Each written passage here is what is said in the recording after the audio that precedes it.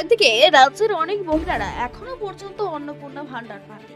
এদিকে রাজ্যে রাজ্যে প্রধানমন্ত্রী নরেন্দ্র মোদীর জন্মদিনের দিন অন্নপূর্ণা দিবস পালন করা হবে, এমনটাই জানিয়ে দিয়েছেন রাজ্যের মুখ্যমন্ত্রী শুভেন্দু অধিকারী।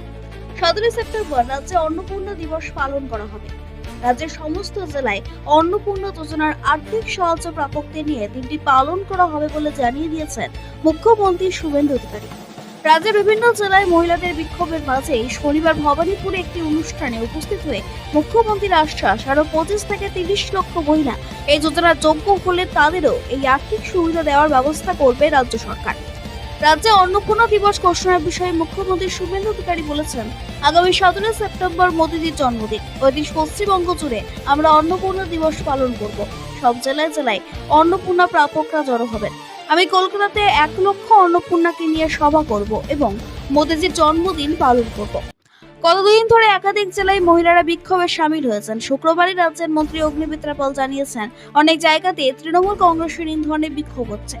বিষয়টি মুখ্যমন্ত্রী শুভেন্দু অধিকারীকে জানানো হবে বলেও জানিয়েছিলেন তিনি। এতে মুখ্যমন্ত্রী শুভেন্দু অধিকারী বলেছেন, ধবল চমক দিয়ে রেল বানিয়ে মিডিয়া ট্রায়াল করে 20-25 জনকে রাস্তায় নামিয়ে হেরে যাওয়া তৃণমূল, আপনাদের এসব বুদ্ধি চলবে। মোদীজির জন্মদিন, ওই দিন গোটা পশ্চিমবঙ্গ জুড়ে আমরা অন্নপূর্ণা দিবস পালন